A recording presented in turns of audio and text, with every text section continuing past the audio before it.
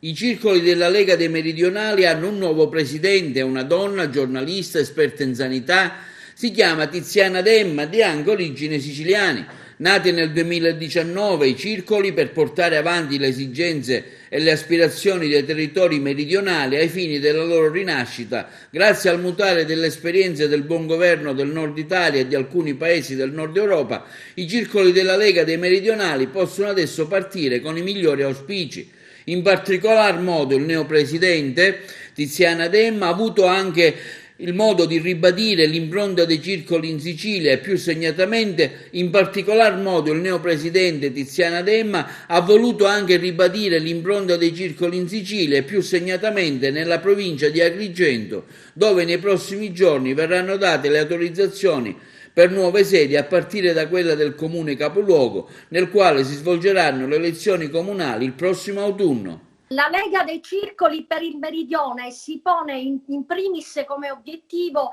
quello di rivalorizzare il Sud, ripartendo dalle sue eccellenze, dalle sue potenzialità, per rimetterlo in pista con modelli vincenti che già abbiamo sperimentato nell'Italia del Nord, quindi facendo ripartire tutta l'Italia, ma attraverso il Sud, perché il Sud in questo momento ha delle potenzialità enormi e ha dimostrato con la sua classe dirigente di essere costruttiva nel portare avanti un motore dell'economia importante anche nel mondo. Infatti i circoli non ricomprendono solo tutto il nostro meridione, ma rappresentano anche quelle comunità italiane all'estero e in Europa, un tessuto importante di nostre eccellenze che vogliamo riportare nel Sud, ma in primis costruendo quei presupposti per poter lavorare e garantire al territorio, alla comunità del territorio, azioni e soluzioni mirate. Parliamo di Agrigento. Ecco, Agrigento e alcuni centri della provincia saranno destinatari delle prossime elezioni che per il Covid-19 sono state spostate di qualche mese. Ecco, cosa avete in programma per la nostra città, un po' anche per i comuni della nostra provincia in particolare?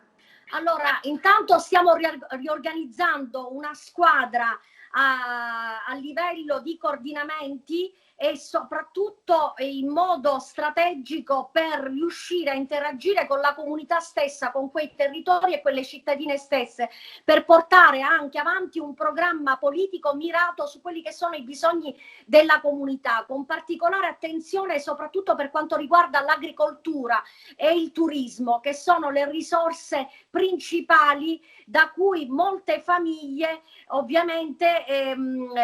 la loro unica fonte di reddito di parecchie famiglie di Agrigento e della provincia. Quindi ci muoveremo in collaborazione con tutte quelle che sono le rappresentanze, intanto per fare un piano di azione che possa sbloccare nell'immediatezza quelli che sono i bisogni diretti, e poi lavoreremo in chiave nazionale affinché questi territori possano rientrare in un piano d'azione per quanto riguarda i fondi e investimenti europei che momentaneamente sono bloccati, ma che riusciremo